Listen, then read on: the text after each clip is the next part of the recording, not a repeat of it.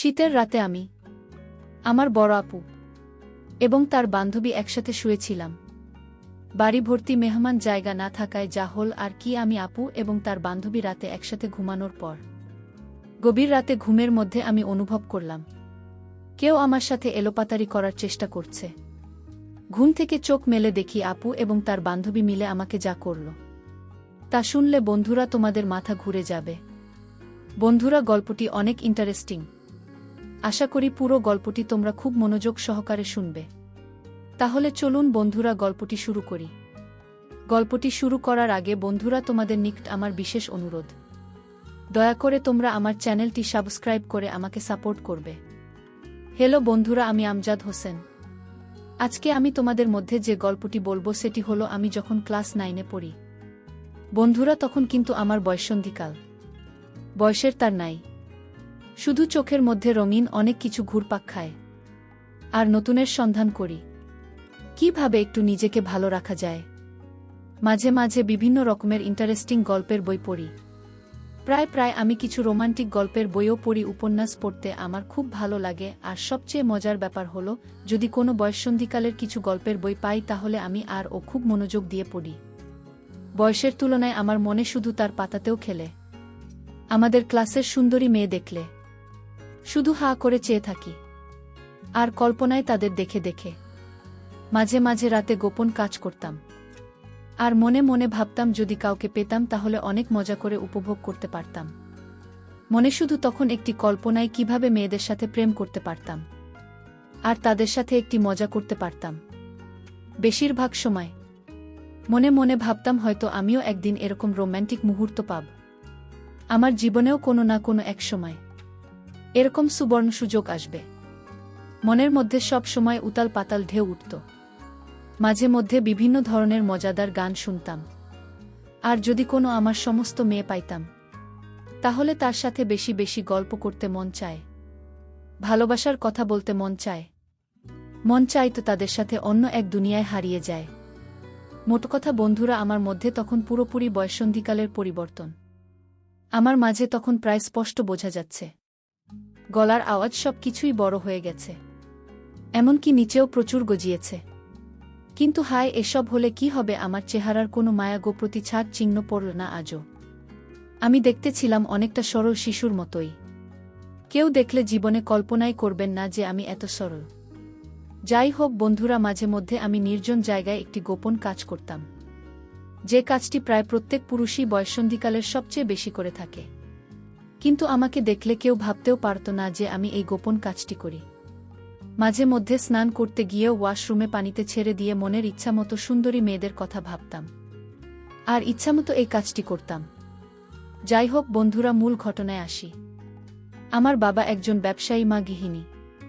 আমরা এক ভাই এক বোন। বলতে পারেন আমাদের সুখী পরিবার। বোন হল আমার বউ। আমার বোনের নাম উর্বশী। সে আবার ঢাকা বিশ্ববিদ্যালয়ে অর্থনীতি বিভাগে পড়ে। আমার বোনটি অনেক কিউট এবং মিষ্টি। কি দারুণ তার চেহারা! ছোটবেলায় সে আর আমি একসাথে থাকতাম। তাকে নিয়ে কত কানামাছি খেলতাম। যাই হোক, এখন আমিও বড় হয়ে গেছি, সেও বড় হয়ে গেছে, কিন্তু সে আমার থেকে অনেক বড়। প্রায় 6 বছরের বড়। তার দৃষ্টিতে এখনও আমি খোকা। আমার বড় বোন আমাকে অনেক ভালোবাসত। সে ঢাকা ইউনিভার্সিটিতে একটি মেসে থাকে। বছরে 2-4 বার আসে বাড়িতে বেড়ানোর জন্য। কিন্তু ঢাকা ইউনিভার্সিটিতে পড়তে গিয়ে যে আমার বড় বোন এত সুন্দর আর স্মার্ট হয়ে গেছে তা মাঝে মাঝে সে বাড়িতে আসলে বুঝতে পারতাম। মোট কথা, সে এত সুন্দর আর এত লাবণ্যময় এবং আবেদনময় হয়ে গেছে তা আগে আমার চোখে কখনো ধরা পড়ে নাই। তাকে দেখলে মনে হয় যেন সুপার হিরোইন। কি বলব বন্ধুরা, যদিও সে আমার নিজের বোন, তারপরেও তাকে দেখে আমার মাথা ঘুরে যায়। মাঝে মধ্যে মনে হয় আমি তার প্রেমে পড়ে যাই। আবার সেই সাথে প্রচুর মেধাবী বটে। কি যে করি, মাথায় কোনো আইডিয়া আসছে না। তখন মাথায় এক শয়তানি বুদ্ধি কাজ করে। আপু যখন বাড়িতে আসত তখন প্রায় আমি লুকিয়ে লুকিয়ে তার বিভিন্ন দৃষ্টিভঙ্গি দেখতাম। কি সুন্দর দেখতে! তাকে দেখলেই মনে হতো আমি তার প্রেমে পড়ে যাই। দেখার সাথে সাথে আমার হয়ে যেত। তারপরেও মনে মনে ভাবতাম যদি আমার বোনকে আমি ফাঁদে ফেলতে পারতাম তাহলে হয়তো আমার মনের আশা পূর্ণ হতো। এত সুন্দর, এত লাবণ্যময়। হয়তো আমি আর জীবনে কোনোদিন পাব না, এই ভেবে ভেবে আমার দিন কাটতে লাগল। কিন্তু এই দুঃখে আমার বেশি দিন থাকতে হয়নি। আমার জীবনে কিছুদিন পরেই এমন একটি ঘটনা ঘটল, যা চিন্তা করলে এখনও আমার সারা শরীরে এক ধরনের পুলক অনুভব হয়। আমার প্রথম কাজের অভিজ্ঞতা। আমার মনে হয় ঘটনাটি লিখে আপনাদের বোঝাতে পারব না। মনে হচ্ছিল জীবনের চাইতে সুখ আর কিছু হতে পারে না। তারপরও আপনাদের বলছি, ঘটনাটি অনেক আগের। 2022 সালের ডিসেম্বর মাস। বার্ষিক পরীক্ষার সবেমাত্র শেষ হয়েছে, অনেক ফিট আইন। তার উপর আমাদের গ্রামেও প্রচণ্ড শীত পড়েছে। শীতের কারণে ঘর থেকে তেমন বের হতে পারছিলাম না। এমন সময় আমার উর্বশী আপু ফোন করে জানাল, সে নাকি তার এক বান্ধবীকে নিয়ে গ্রামের বাড়িতে আসছে। উর্বশী আমার বড় বোন। ও গত বছর ঢাকা ইউনিভার্সিটিতে অর্থনীতি বিভাগে চান্স পায়, তাই পড়ালেখার সুবিধার্থে ও ঢাকায় থাকে। বছরে 2 থেকে 4 বার গ্রামে আসে। আপু এই প্রথম কোনো বান্ধবীকে নিয়ে গ্রামে আসছে, তাই ঘরের সবাই আনন্দিত।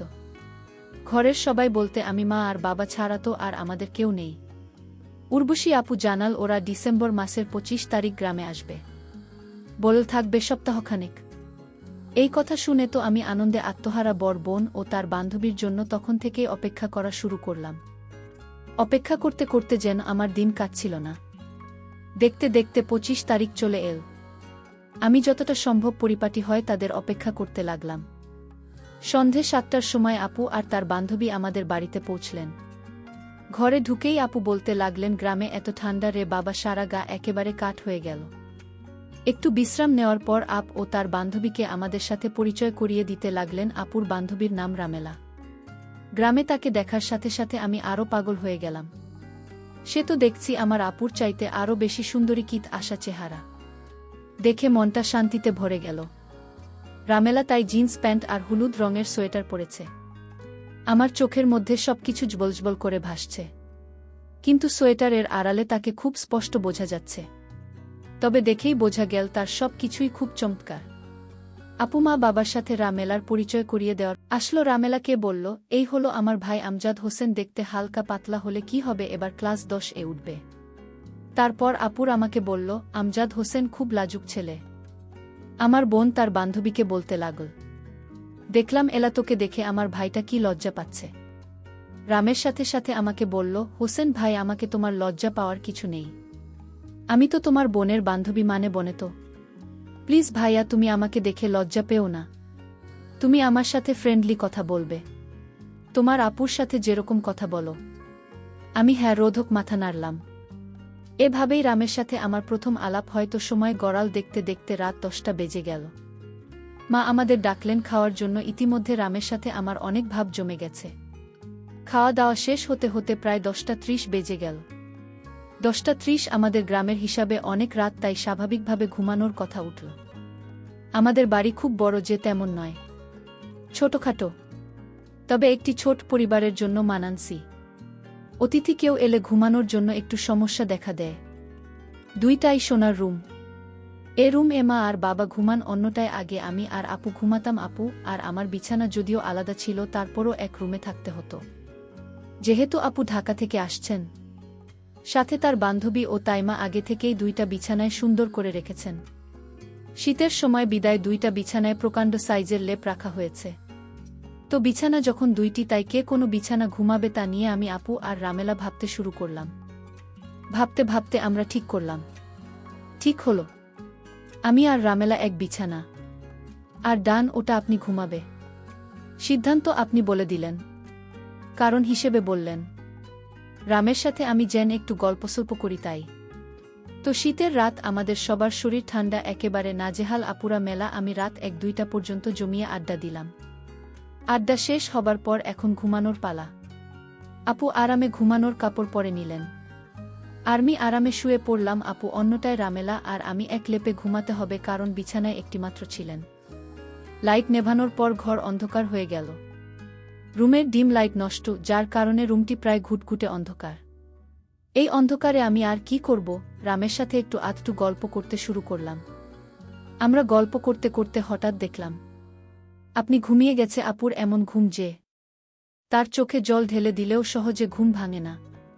আমি হলাম আপুর উল্টো প্রকৃতির। আমার ঘুম সহজে লাগতে চায় না। ঘুমোতে অনেক রাত হয়ে যায়।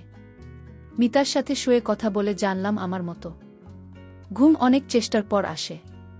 তো কি করা, রামেলা আর আমি কনকনে শীতের রাতে এক লেপে শুয়ে গল্প করতে লাগলাম। রামেলা আমাকে বলল, তোমাদের এখানে তো অনেক ঠান্ডা লেগেও ঠান্ডা হয়ে আছে। আমি বললাম, হ্যাঁ আপনি ঠিক বলেছেন, রাত যত বাড়ছে ঠান্ডাও তত বাড়তে থাকে। রামেলা শুনে ভয় পেয়ে গেল। বল, হায় ভগবান, আজ না জানি কি ঠান্ডা লাগবে। আমি অভয় দিয়ে বললাম, ভয় পাওয়ার কিছু নেই, আমি আছি তোমার সাথে, তুমি কোনো চিন্তা করো না। তারপর গল্প করতে করতে হঠাৎ আমি ঘুমিয়ে পড়লাম। রাত যখন গভীর হল তখন আমি অনুভব করলাম কেউ আমার সাথে মজা করার চেষ্টা করছে। তখন আমি আধো ঘুমে। ওমা, আমি ঘুম থেকে একটু উঠে দেখি আপুর বান্ধবী আমাকে বাচ্চা মনে করে আমার সাথে কেমন জানি অদ্ভুত আচরণ করছে। গভীর রাতে হঠাৎ কেউ আমাকে নিয়ে এলোপাতারি করার কারণে আমার ঘুম ভেঙে গেল। ঘুম ভাঙার ফলে আমি চোখ মেলে দেখি আমার দিদি আর তার বান্ধবী মিলে আমার সাথে এক অন্যরকম আচরণ করার চেষ্টা করছে। আমি তাদের আচরণ দেখে প্রথমে ভয় পেয়ে যাই।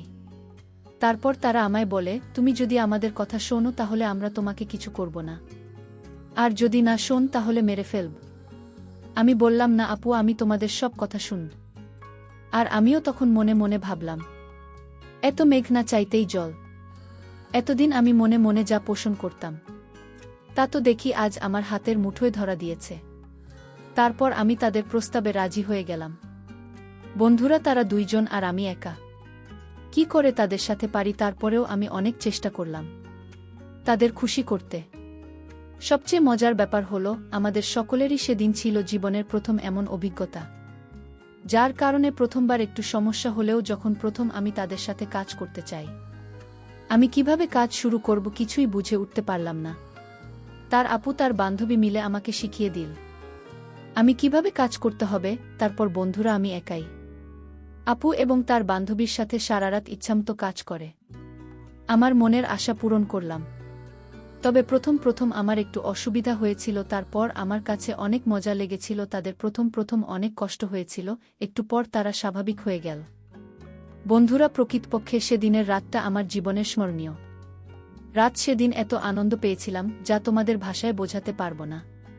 তারপর বন্ধুরা প্রায় এইভাবে এক সপ্তাহ পর্যন্ত আমাদের হয়েছিল। এক সপ্তাহ পর আমার আপু এবং তার বান্ধবী ঢাকায় চলে গেলে। তবে তারা ঢাকা চলে যাওয়ার কারণে কিছুদিন আমার মনটা খারাপ ছিল।